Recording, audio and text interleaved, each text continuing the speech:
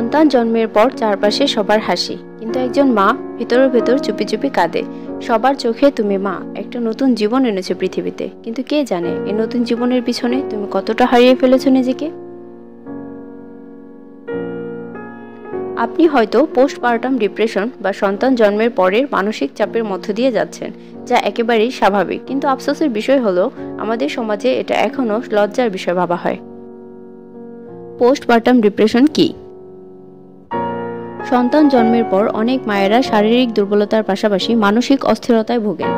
এই সময় শরীরের হরমোনের বিশাল পরিবর্তন হয়। এস্ট্রোগ্রেন, প্রজেস্টেরন হঠাৎ কমে যাওয়া, ঘুমের ঘাটতি, ব্যথা, দায়িত্বের চাপ সব মিলিয়ে এক গভীর হতাশার জন্ম দেয়। লক্ষণগুলো হতে পারে সবসময় ক্লান্তি, একাকিত্ব অনুভব, কান্না পাচ্ছে কিন্তু কারণ নেই, খাওয়ার রুচি কমে যাওয়া, কারো সঙ্গে কথা বলতে ইচ্ছা না করা, নিজেকে অযোগ্য মনে হওয়া, শিশুর প্রতি টান কমে যাওয়া। পোস্টপার্টাম কেন হয়? রাত জেগে থাকা, বুকের দুধ খাওয়ানোর চাপ, পরিবার বা স্বামীর সঠিক সাপোর্ট না পাওয়া, আশেপাশের মানুষের তুই তো এখন মা বলে অযথা উপদেশ, নিজের জন্য একদম সময় না পাওয়া, গর্ভকালীন সময়ে মানসিক চাপ, এই সব মিলে ধীরে ধীরে পোস্টপার্টাম ডিপ্রেশন তৈরি করে। সমাজ যা বোঝে না। মা হয়েছো তো কি হয়েছে, আর কি চাও? ডিপ্রেশন এগুলো তো পাগলদের সমস্যা, আমরাও তো মা হয়েছি, আমাদের তো কিছু হয়নি। এই কথাগুলো একজন হতাশ মাকে আরো একা করে দেয়, তাকে সহানুভূতির বদলে অভিযোগ দেয়।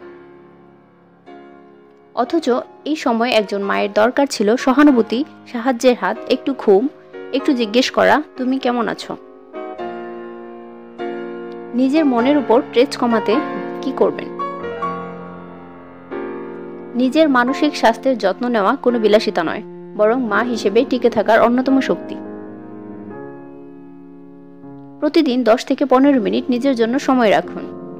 বাচ্চা ঘুমালে বই পড়ুন, গান শুনুন, চুপচাপ চা খান, নিজের পছন্দের কিছু করুন যা আপনাকে শান্তি দেয়। যোগ ব্যায়াম বা ধ্যান করুন। ডিপ ব্রেথিং বা হালকা স্ট্রেচিং মনকে শান্ত করে, নিজেকে আবার নিজের ভেতর ফিরে পেতে সাহায্য করে। নিজের শরীর ও রূপচর্চা নিয়ে সচেতন হন। আয়নায় নিজেকে দেখুন, হালকা সাজে মুখে হাসি ফোটান, মনে মনে বলুন আমি কেবল মা নই, একজন মানুষও। খোলামেলা কথা বলুন। নিজের অনুভূতি লুকাবেন না, স্বামী, বোন বা বন্ধুর সাথে কথা বলুন। কাউন্সিলিং প্রয়োজনে বাধা নয়, বরং সাহস। সোশ্যাল মিডিয়াতে বাস্তব ছবিগুলো দেখুন, শুধু পারফেক্ট মায়েদের নয়, যারা কষ্টের কথা খোলাখুলি বলেন। মনে রাখুন আপনি একা নন, প্রতি 10 জন মায়ের মধ্যে 6 জন এই মানসিক চাপের মধ্যে পড়েন, আপনি তাদেরই একজন, এবং এটা লজ্জার নয়।